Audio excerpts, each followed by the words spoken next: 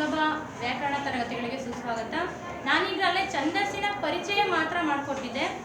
ಪ್ರಸ್ತಾರ ಹಾಕುವುದು ಹೇಗೆ ಅನ್ನೋದನ್ನ ಈ ತರಗತಿಗಳಲ್ಲಿ ಹೇಳ್ಕೊಡ್ತಾ ಇದ್ದೀನಿ. ಪ್ರಸ್ತಾರ ಹಾಕುವುದು ಅಂತಂದ್ರೆ ಪ್ರತಿ ಅಕ್ಷರಕ್ಕೂ ಕೂಡ ಅದು ಲಘುವಿನ ಮೌಲ್ಯವನ್ನು ಹೊಂದಿದೆಯಾ ಅಥವಾ ಗುರುವಿನ ಮೌಲ್ಯವನ್ನು ಹೊಂದಿದೆಯಾ ನೋಡ್ಕೊಂಡು ಹಾಕಬೇಕಾಗುತ್ತೆ.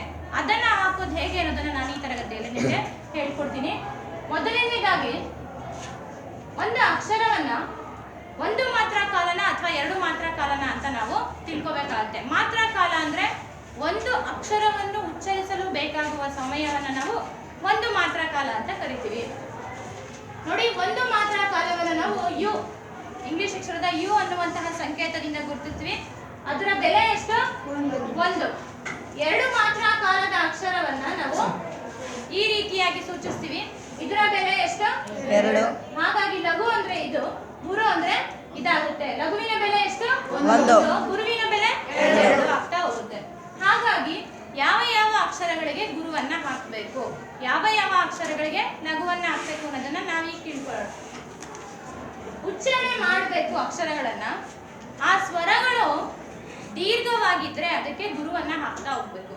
ಆ ಸ್ವರಗಳು ಒಂದು ಮಾತ್ರಾಕಾರದಲ್ಲಿ ಉಚ್ಚಾರಣೆ ಮಾಡ್ತಿದ್ದು ಹ್ರಸ್ವ ಸ್ವರಗಳಾಗಿದ್ರೆ ಅದಕ್ಕೆ ಲಘುವನ್ನ ಹಾಕ್ತಾ ಹೋಗ್ಬೇಕು. ನಾವೀಗ ಉಚ್ಚಾರಣೆ ಮಾಡಿ ನೋಡೋಣ. ಒಂದು ಮಾತ್ರಾಕಾರದ ಅಕ್ಷರಗಳು ಏನನ್ನ ಹಾಕೋಣ? ಲಘುವನ್ನ ಹಾಕೋಣ. ದೀರ್ಘ ಸ್ವರಗಳು ಏನನ್ನ ಹಾಕೋಣ? ಗುರುವನ್ನ ಹಾಕೋಣ. ಅದರ ಜೊತೆಗೆ ಯಾವ ಯಾವ ಅಕ್ಷರಗಳು ಗುರುವಾಗುತ್ತೆ ನೋಡಿ. ಮೊದಲನೇದು ದೀರ್ಘ ಸ್ವರಗಳು ಗುರುವಾಗುತ್ತೆ. ಎರಡನೇದು ಅನುಸ್ವಾರ ವಿಸರ್ಗ ಎಲ್ಲಿ ಬಂದ್ರೂ ಕೂಡ ಏನಾಗುತ್ತೆ? ಗುರು ಆಗುತ್ತೆ. ಇದಕ್ಕೂ ಕೂಡ ಗುರು ಹಾಕ್ತಿವಿ, ಇದಕ್ಕೂ ಕೂಡ ಗುರು ಹಾಕ್ತಿವಿ. ಈ ಅಕ್ಷರಗಳು ಬಂದ್ರೂ ಕೂಡ ಗುರು ಹಾಕ್ತಿವಿ. ಅದೇ ತರ ಸಂಖ್ಯಾ ಅಕ್ಷರಗಳು ಅಂತ ಕರಿತೀವಿ, ಐ ಔ.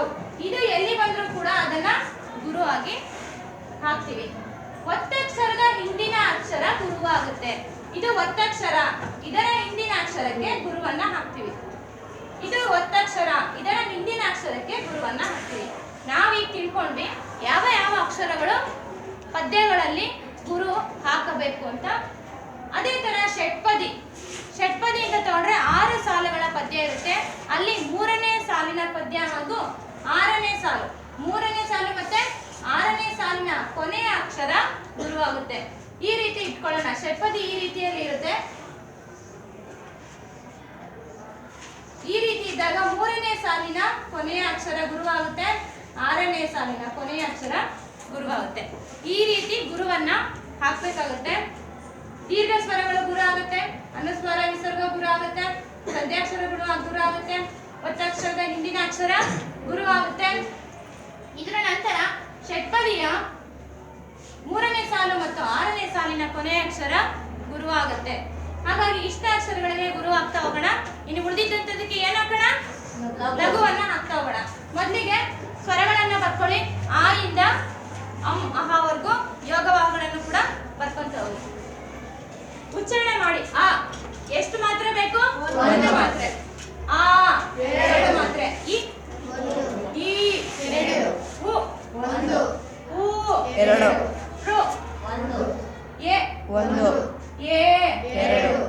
ಐ ಎರಡು. ವ ಒಂದು. ಓ ಎರಡು.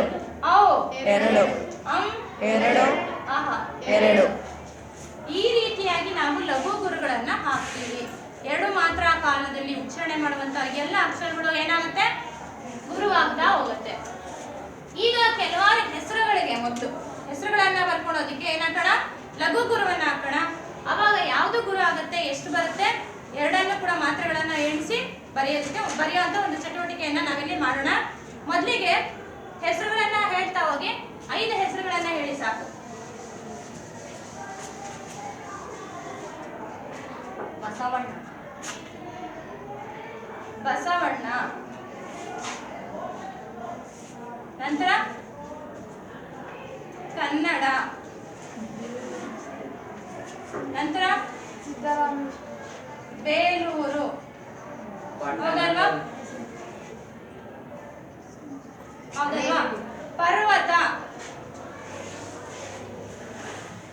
ಈ ರೀತಿಯ ಒಂದು 4 ಉದಾಹರಣೆಗಳನ್ನ ಕೊಟ್ಟಿದ್ದೀನಿ. ಏನು ಉದಾಹರಣೆಗಳು? ಪಾಗೆ ಏನಾಕೋಣ? ಲಘು. ಯಾಕೆಂದ್ರೆ ಬಾ ಅನ್ನುವಂತ ಕಡೆ ನೋಡಿ, ಬಾ ಅನ್ನುವಂತ ಕಡೆ ಬಾ ಸೇರ್ಕೊಂಡಿದೆ.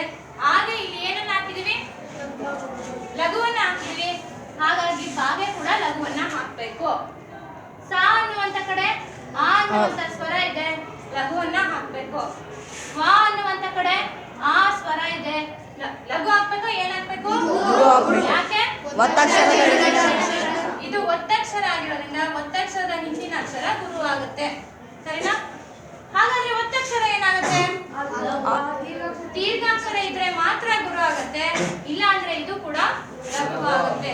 ಹೌದಲ್ವಾ? ಈಗ ಕೂಡೋಣ. ಲಘು ಅಂದ್ರೆ ಒಂದು, ಲಘು ಅಂದ್ರೆ ಒಂದು, ಗುರು ಅಂದ್ರೆ ಲಘು ಅಂದ್ರೆ ಒಟ್ಟು ಎಷ್ಟು ಮಾತ್ರೆ ಆಯ್ತು? 5 ಮಾತ್ರೆ. ಎಷ್ಟು ಮಾತ್ರೆ? 5 ಮಾತ್ರೆ ಆಯ್ತು. ಅದೇ ರೀತಿ ಇದಕ್ಕೂ ಕೂಡ ಮಾಡೋಣ. ಒತ್ತಕ್ಷರ ಹಿಂದಿನ ಅಕ್ಷರ ಗುರು. ಒತ್ತಕ್ಷರ ದೀರ್ಘ ಇಲ್ಲ, ದೀರ್ಘನೂ ಇಲ್ಲ, ಅನುಸ್ವಾರನೂ ಇಲ್ಲ, ಅದೇ ರೀತಿ ಸಂಜ್ಞಾಕ್ಷರನೂ ಇಲ್ಲ. ಹೌದಲ್ವಾ? ಲಘು. ಇದು ಕೂಡ ಲಘು. 2, 3, 4. ಅದೇ ತರ ದೀರ್ಘ ಇದೆ ಅಲ್ವಾ? ಬೇ ಅನ್ನೋ ಕಡೆ ಏನಿದೆ? ಏನಿದೆ? ಎ ಇದೆ. ಎಗೆ ಏನನ್ನ ಹಾಕಿದೀವಿ? ಗುರು. ಆದ್ರಿಂದ ಇದಕ್ಕೂ ಕೂಡ ಗುರುವನ್ನೇ ಹಾಕ್ತೀವಿ. ಲೂ ಅನ್ನೋ ಕಡೆ ಏನಿದೆ? ಹೂ ಇದೆ. ಹೂಗೆ ಏನನ್ನ ಹಾಕಿದೀವಿ? ಗುರು. ಅದಕ್ಕೆ ಇದಕ್ಕೂ ಗುರುವನ್ನೇ ಹಾಕ್ತೀವಿ. ರು ಅನ್ನೋ ಕಡೆ ಏನಿದೆ? ಹೂ ಇದೆ. ಹೂಗೆ ಏನನ್ನ ಹಾಕಿದೀವಿ? ಅದಕ್ಕೆ ಇದಕ್ಕೂ ಕೂಡ ಲಘುವನ್ನೇ ಹಾಕ್ತೀವಿ. ಹಾಗಾಗಿ ಮಾತ್ರೆಗಳನ್ನ ಎಣಿಸೋಣ. 2, 4, 5. ಗುರು ಅಂದ್ರೆ 2, ಗುರು ಅಂದ್ರೆ 2, ಲಘು ಅಂದ್ರೆ 1, ಒಟ್ಟು 5 ಮಾತ್ರೆಗಳು ಆಯ್ತು. ಇನ್ನೊಂದು ಉದಾಹರಣೆಯನ್ನ ಕೊಟ್ಟಿದ್ದೆ. ಯಾವ್ದದು? ಯಾಕೆ ಈ ಉದಾಹರಣೆಗಳನ್ನ ಕೊಟ್ಟೆ ಅಂದ್ರೆ ಅರ್ಕಾವತ್ ಬಂದಿದ್ದಾಗ ಏನಾಗ್ಬೇಕು ಅನ್ನೋದು ಒಂದು ಅನುಮಾನ. ಅರ್ಕಾವತ್ ಬಂದಿದ್ದಾಗ ಈ ಅಕ್ಷರಕ್ಕಲ್ಲ, ಈ ಅಕ್ಷರಕ್ಕೆ ನಾವು ಗುರುವನ್ನ ಹಾಕ್ತೀವಿ. ಕಾರಣ ಇಷ್ಟೇ, ಪರ್ವತ.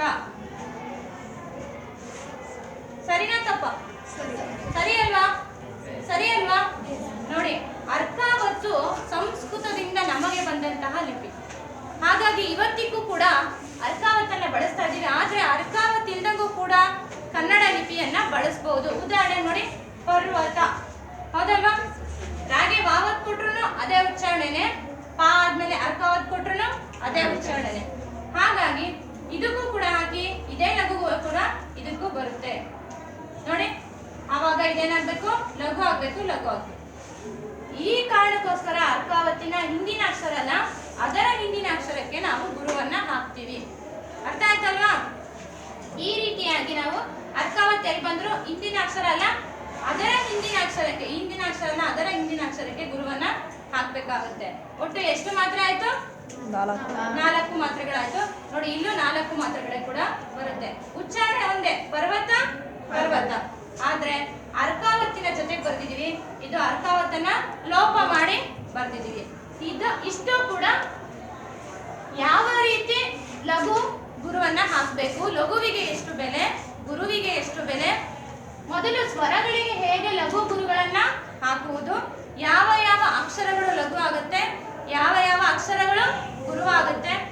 ನಿಮ್ಗೆ ತುಂಬಾ ಉಪಯುಕ್ತ ಆಗ್ಬೇಕು ಅಂದ್ರೆ ಈ ತರದ ಒಂದು 10-20 ಪದಗಳನ್ನ ಬರ್ಕೊಂತ ಲಘು ಗುರುವನ್ನ ಹಾಕಿ ಅದಕ್ಕೆ ಒಟ್ಟು ಸಂಖ್ಯೆಗಳನ್ನ ಬರೀರಿ. ಹಾಗಾಗಿ ತುಂಬಾ ನಿಮ್ಗೆ ಸುಲಭವಾಗಿ ಇದನ್ನ ನಾವು ಪ್ರಸ್ತಾರ ಹಾಕೋದು ಅಂತ ಹೇಳ್ತೀವಿ. ತುಂಬಾ ಸುಲಭವಾಗಿ ಪ್ರಸ್ತಾರ ಹಾಕೋದನ್ನ ಕಲಿತೀರಾ, ಲಘು ಗುರುವನ್ನ ಕೂಡೋದನ್ನು ಕಲಿತೀರಾ. ಹಾಗಾಗಿ ಮಾತ್ರೆಗಳ ಪರಿಕಲ್ಪನೆ ಛಂದಸ್ಸಿನಲ್ಲಿ ನಿಮ್ಗೆ ಪರಿಪೂರ್ಣವಾಗಿ ಬರುತ್ತೆ ಅಂತ ಅನ್ಕೊಂತ ಇಷ್ಟು ಈ ತರಗತಿಯಲ್ಲಿ ತಿಳಿಸ್ಕೊಡ್ತಾ ಇದ್ದೀನಿ. ಇದಕ್ಕೂ ಹೆಚ್ಚಿನ ಮಾಹಿತಿ ಬೇಕಾಗಿದ್ರೆ ಖಂಡಿತ ಕೇಳಿ. ಈ ತರಗತಿ ನಿಮ್ಗೆ ಇಷ್ಟ ಆಗಿದ್ರೆ ಲೈಕ್ ಮಾಡಿ, ಯಾವುದೇ ಅನುಮಾನ ಇದ್ರೂ ಕೂಡ ತಿಳಿಸ್ಕೊಡಿ ಅಂತ ಕೇಳ್ಕೊಂತ ವಂದನೆಗಳೊಂದಿಗೆ ಲಕ್ಷ್ಮೀ ಅಭಿರಾಮ್.